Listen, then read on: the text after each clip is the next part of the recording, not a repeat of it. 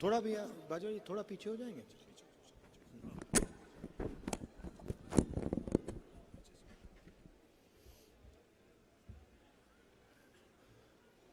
Stage पे Congress party के सब वरिष्ठ नेता,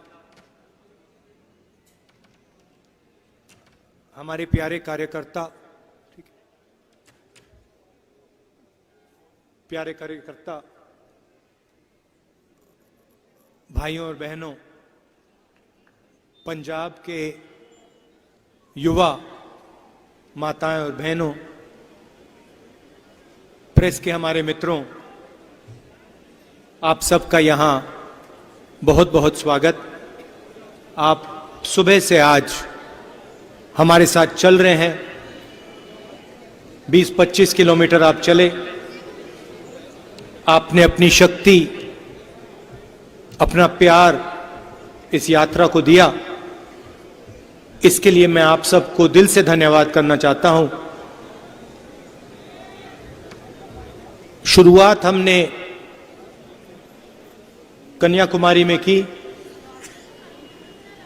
आज किसी ने मुझे माइलस्टोन दिखाया कि 450 किलोमीटर हम श्रीनगर से दूर हैं। 3000 किलोमीटर से ज्यादा यात्री चले हैं।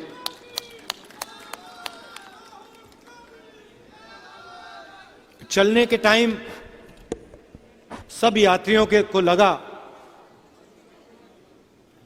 कि 3700-800 किलोमीटर चलना आसान नहीं है।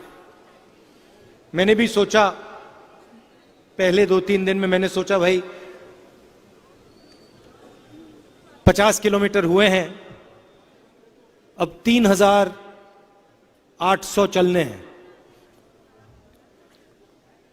अजीब सी बात हुई, 5-6 दिन बाद थकान बिल्कुल गायब हो गई।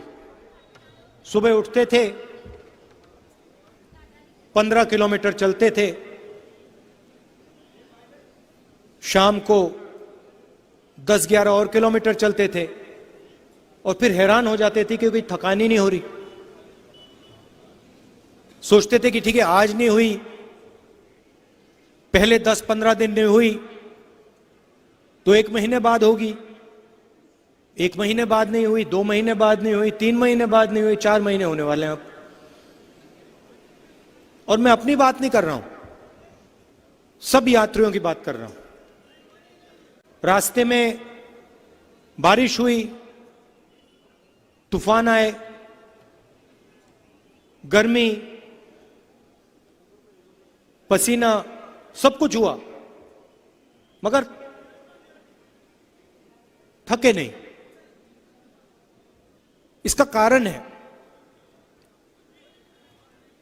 ये हम अपनी शक्ति का प्रयोग नहीं कर रहे हैं, हम आपकी शक्ति का प्रयोग कर रहे हैं। आपकी शक्ति हमें पीछे से धकेल रही है और इसीलिए हम सुबह जैसे फ्रेश उठते हैं वैसे ही हम रात को फ्रेश सोते हैं। क्योंकि आपका प्यार, आपकी इज्जत, आपकी मदद हमको मिल रही है। इस यात्रा में लोगों को चोट लगी,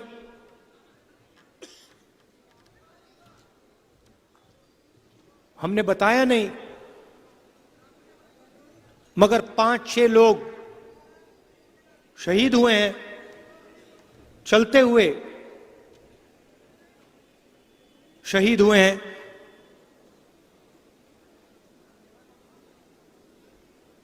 इस यात्रा का लक्ष्य क्या है? ये सब लोग और अब लाखों लोग चले हैं, हर प्रदेश में चले हैं। इसका लक्ष्य क्या है? कभी कभी कोई मुझसे आके पूछता है ये आप चल क्यों रहे हो? इसके 2-3 लक्ष्य हैं। सबसे पहला, किस देश में जो डर और नफरत फैलाई जा रही है,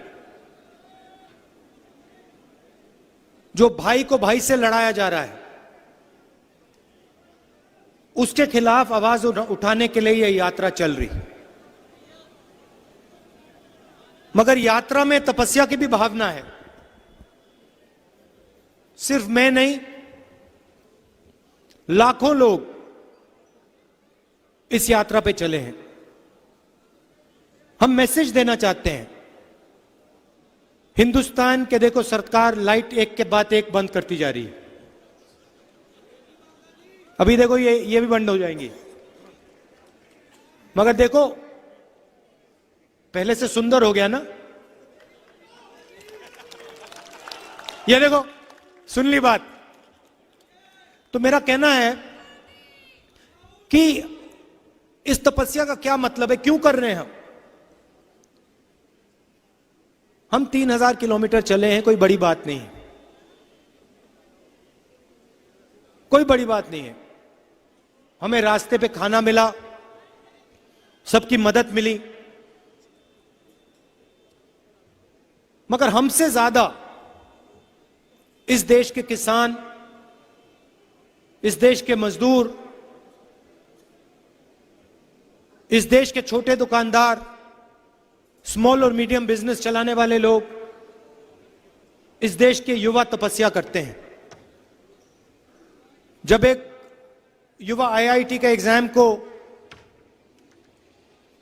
लेने के लिए तैयारी करता है तो वो एक प्रकार की तपस्या है।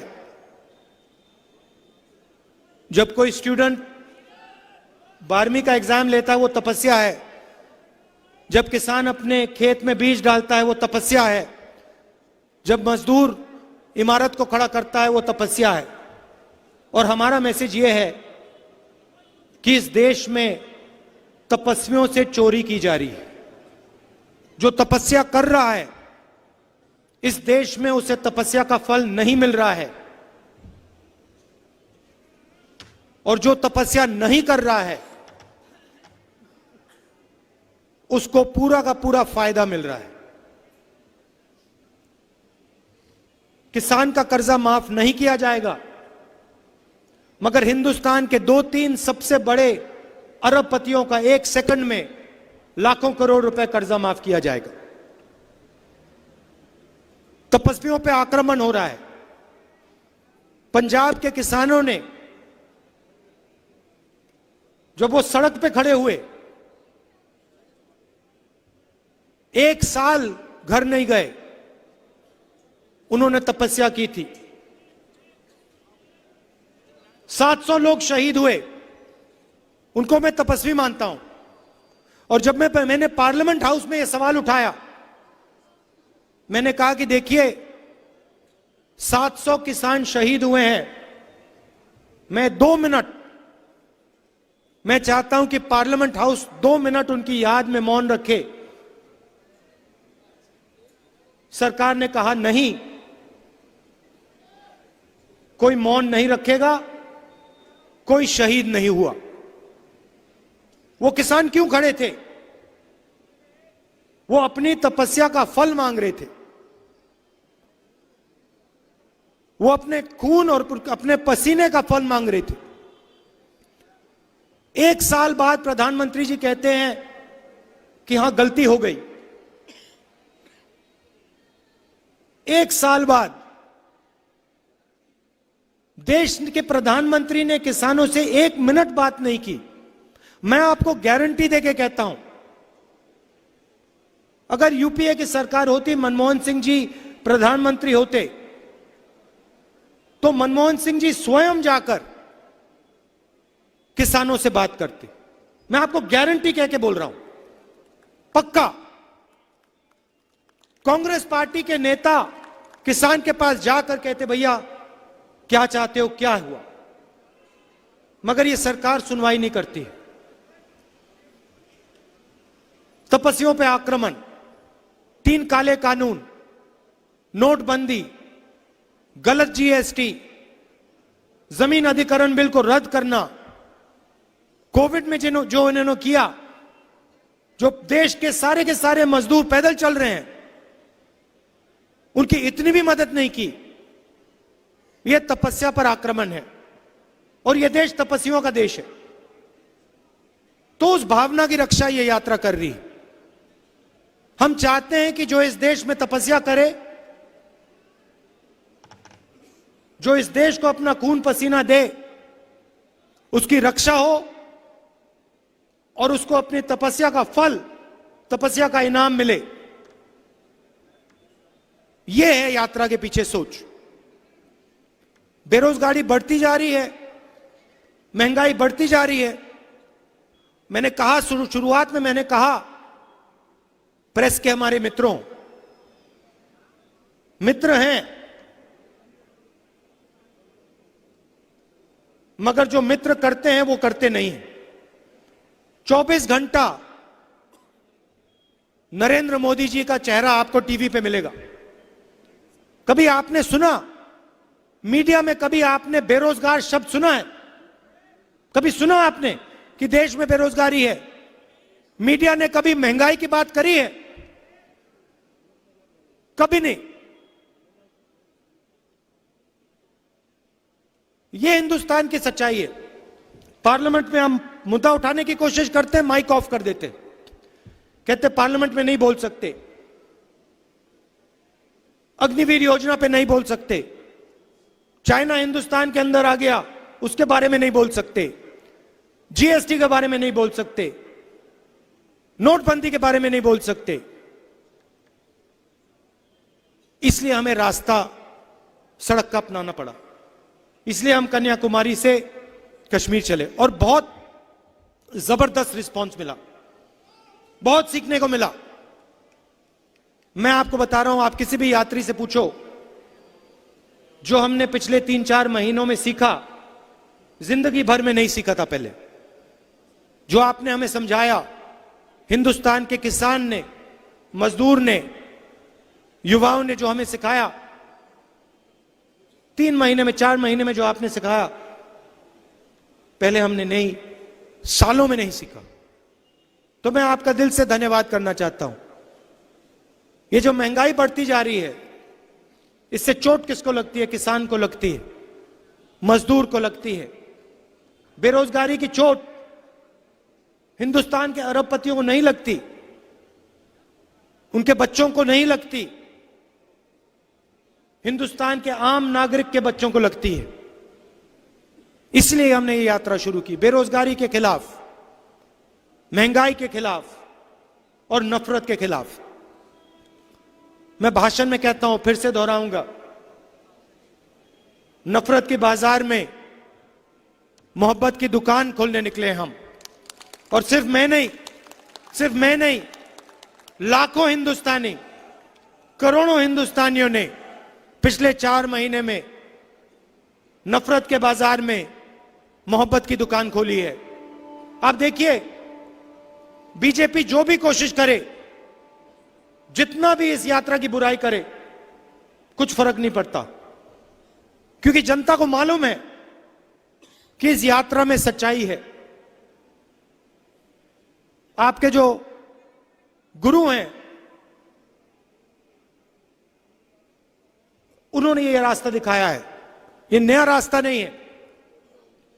गुरु नानक जी ने, गुरु गोविंद सिंह जी ने, गुरु तेग बहादुर जी ने, इन सब ने नफरत के बाजार में मोहब्बत की दुकान खोली थी। हमने तो कुछ नहीं किया, हमारी तो इतनी मतलब छोटी सी दुकान है।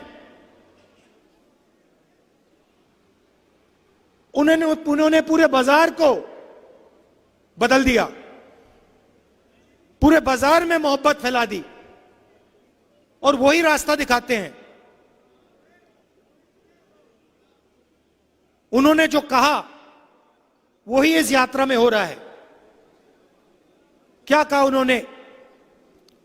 हर धर्म की इज्जत करो, नफरत मत करो, हिंसा के खिलाफ खड़े हो, लोगों को जोड़ने का काम करो।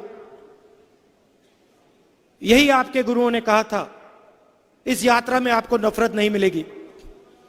इस यात्रा में कोई गिरता है तो उससे कोई ये नहीं पूछता भाई तुम्हारा धर्म क्या है, तुम्हारी जात क्या है, तुम करते क्या हो, अमीर हो या गरीब हो, ना, एकदम उठा देते हैं। किसी को चोट लगती है, सारे के सारे लोग मदद करते हैं। किसी को प्यास लगती है, सब लोग पानी पिलाते हैं। ये आपके गुरुओं ने हमें रास्ता दिखाया है। यही यात्रा करने की कोशिश कर रही है। आप यात्रा में शामिल हुए, आपने नफरत के बाजार में मोहब्बत की दुकान खोली, इसके लिए आप सबको मैं दिल से धन्यवाद करना चाहता हूं। आखिरी बात जो बाजवा जी ने कही, कांग्रेस पार्टी को एक साथ खड़ा होना है, एक साथ मिलकर आगे बढ़ना है।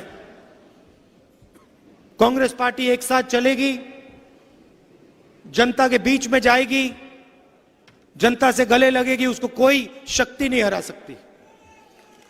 हमारा वर्कर, मैं कहता हूं, हमारे जो वर्कर हैं, बब्बर शेर हैं, शेरनियां हैं, उनका मुकाबला कोई नहीं कर सकता है। आखिरी बात मैं पंजाब से कहना चाहता हूं, आखिरी बात मैं कहना चाहता हूं। देखिए, हिंदुस्तान का हर प्रदेश का इतिहास होता है, हर प्रदेश की हिस्ट्री होती है, हर प्रदेश की भाषा होती है, जीने का तरीका होता है। और पंजाब को पंजाब से ही चलाना जाया चाहिए। ये मैंने बहुत गहरी बात बोली है। पंजाब को दिल्ली से नहीं चलाना चाहिए, पंजाब को पंजाब से चलाना चाहिए।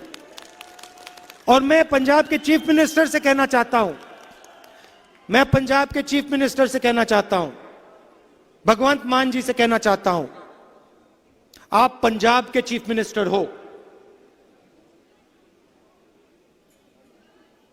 पंजाब को पंजाब से चलाना चाहिए। दिल्ली के दबाव में, केजरीवाल जी के दबाव में भगवंत मान को नहीं आना चाहिए। यह पंजाब का इतिहास है, पंजाब की हिस्ट्री है और पंजाब की इज्जत की बात है। आपको इंडिपेंडेंटली यहां पे काम करना चाहिए। आपके किसानों, मजदूरों की बात, दिल की बात सुनकर पंजाब के चीफ मिनिस्टर का काम करना चाहिए। किसी का रिमोट कंट्रोल नहीं बनना चाहिए। धन्यवाद।